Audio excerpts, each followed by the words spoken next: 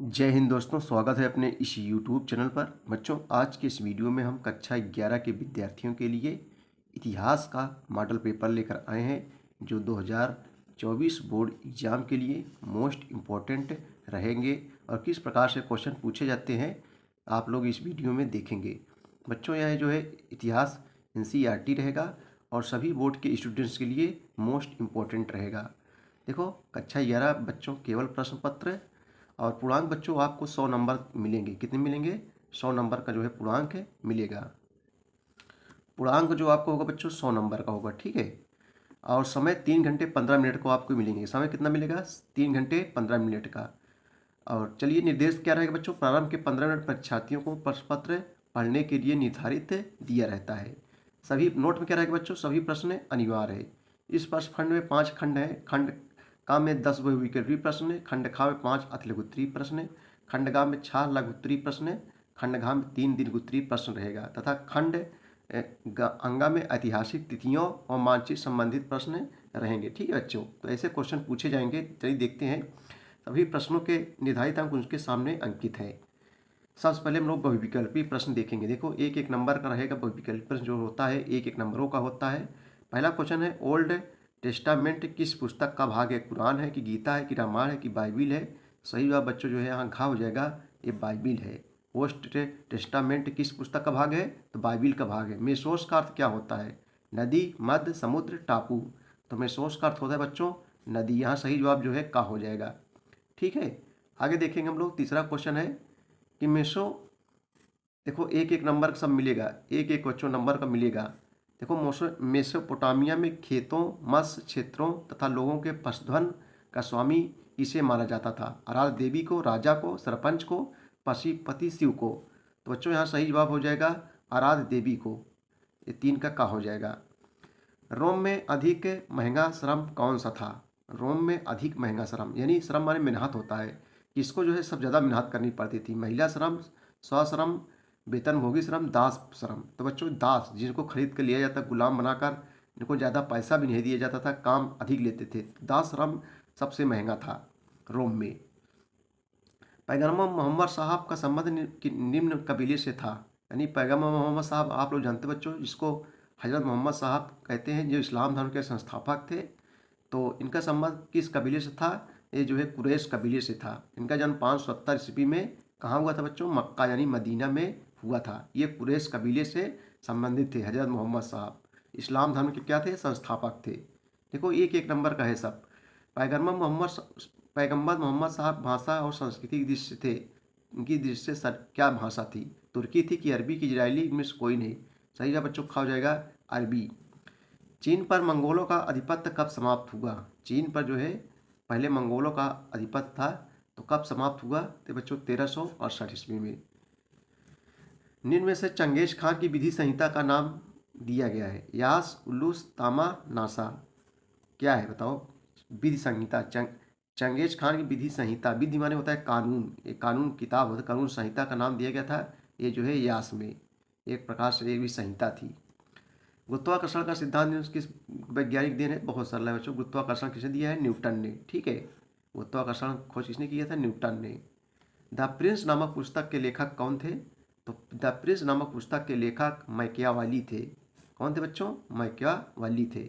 देखो, अति लघु उत्तरीय प्रश्न जो रहेगा 1+1 यानी 2-2 अंकों का अति लघु उत्तरीय प्रश्न रहेगा। पहला क्वेश्चन है बच्चों, जीवाश्म का क्या अर्थ है?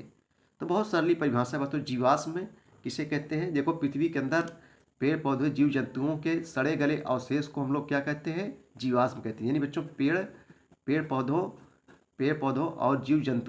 पौधों और जो है जीव जंतुओं के सड़े गले अवशेष को जो भूमि के अंदर दब गए हैं, जब खुदाई से प्राप्त होते हैं, उसी को जीवाश्म कहते हैं। बहुत सरल है, आप अपने मन से लिख सकते हैं। जीवाश्म यानी पेड़ पौधों जीव जंतुओं सड़े गले अवशेष को जो पृथ्वी के अंदर दबे रहते हैं, उन्हें जो है क्या कहा जाता है? जीवाश्म कहते हैं। अगला क्वेश्चन है, क्वेश्चन नंबर 12 है कि जिगुरात क्या होते हैं? जिगुरात क्या होते हैं? आइए इसका उत्तर देखते हैं हम लोग। जिगुरात क्या होते हैं बच्चों? आइए इसका उत्तर देखते हैं हम। देखो, मेसोपोटामिया के सभ्यता के अंतर्गत क्वेश्चन नंबर 12 का उत्तर है, मेसोपोटामिया सभ्यता के अंतर्गत नगर के संरक्षक देवता हेतु नगर के पवित्र क्षेत्रों में एक मंदिर का निर्माण कराया जाता था, जिसे जिगुरात कहा जाता था, ठीक है, जिसे जिग्गुरात कहा जाता था। मेसोपोटामिया सभ्यता के अंतर्गत नगर के संरक्षक देवता हेतु नगर के पवित्र क्षेत्र में एक मंदिर का निर्माण कराया जाता था, जिसे जो है जिग्गुरात कहा जाता था। बहुत सरल है। चलिए अगला क्वेश्चन देखते हैं। क्वेश्चन नंबर 13 है बच्चों कि अगस्टस का परिचय दीजिए। क्वेश्चन नंबर 13 है कि अगस्टस का परिचय दीजिए। आइए इसका उत्तर देखते हैं हम लोग। देखो, अगस्टस रोमन प्रिंसिपेट के संस्थापक थे। अगस्टस जो है रोमन प्रिंसिपेट के संस्थापक थे और ईसा पूर्व से 14 ईस्वी में अपनी मृत्यु तक जो है रोमन साम्राज्य को नियंत्रित करने वाले पहले रोमन सम्राट माने जाते हैं। उन्होंने, देखो यहाँ सा है बच्चों, अगस्टस होना चाहिए, वाले पहले रोमन सम्राट माने जाते हैं। उन्होंने रोमन अर्थशास्त्र की रचना की और रोम को जो है अपने समय का सबसे बड़ा साम्राज्य बनाया। क्वेश्चन नंबर 14 है कि चीन की महान दीवार क्यों बनाई गई। तो बच्चों, रक्षा करने के लिए, सैन्य सुरक्षा के लिए जो है चीन की दीवार बनाई गई थी और उत्तर से बहुत हमला होते थे। उत्तरी हमलावारों से अपनी रक्षा के लिए चीन की दीवार बनाई गई थी। यानी जो चीन के लोग थे, चीन के सैनिक थे, अपनी रक्षा करने के लिए उत्तर से बहुत हमले होते थे चीन पर, इसलिए दीर बनाई गई थी। कंकड़ों से, मिट्टी से और कंकड़ों से, पत्थरों से मिलकर यह चीन की दीवार बनाई गई थी, यानी सैन्य सुरक्षा के लिए। और उत्तर से बहुत हमला होते थे तो हमले से बचने के लिए चीन की दीवार बच्चों बनाई गई थी। ठीक है, बहुत सरला है। अगला क्वेश्चन है, क्वेश्चन नंबर 15 है कि मेनर से क्या अभिप्राय है। मेनर से क्या अभिप्राय है, आइए इसका उत्तर देखते हैं हम लोग। देखो क्वेश्चन नंबर 15, मेनर एक भू संपदा है। भू माने भूमि। मेनर एक भूमि संपदा है। यह मध्य युग में ब्रिटिश ग्रामीण क्षेत्र की एक इकाई है जिसमें एक स्वामी के अधीन एक संपत्ति होती है जो भूमि और किराएदारों पर विभिन्न प्रकार के अधिकारों का आनंद लेती है। ठीक है, यही है मेनर।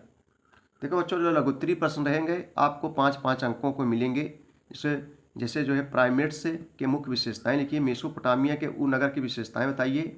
रोमन साम्राज्य का पतन किस प्रकार हुआ। यास पर टिप्पणी लिखिए। लियोनार्डो दा विंची कौन था। नाइटहुड से आप क्या समझते हैं। नाइटहुड जो अंग्रेजों द्वारा एक उपाधि थी बच्चों, जिसे महात्मा गांधी ने भी पाया था, तो एक प्रकार से उपाधि थी नाइटहुड, अंग्रेजों जो देते थे अंग्रेज। देखो, खंडघात से दीर्घोत्तरीय प्रश्न रहेंगे, 10-10 अंकों के रहेंगे बच्चों। मानव के कर्मी विकास का वर्णन कीजिए। सब लिस्ट बनाई गई, आप देख सकते हैं वहाँ से। जहाँ अथवा दिया गया है बच्चों, एक करना है, इसमें से एक करना है। और रोमन साम्राज्य के आर्थिक विस्तार को लिखिए। दोनों में से एक ही करना है। यूरोप में पुनर्जागरण के क्या कारण थे। औद्योगिक क्रांति का परिणाम लिखिए। दोनों में से एक ही करना है आपको। उसके बाद में ऐतिहासिक तिथियाँ दी गई है। मानचित्र संबंधी प्रश्न है।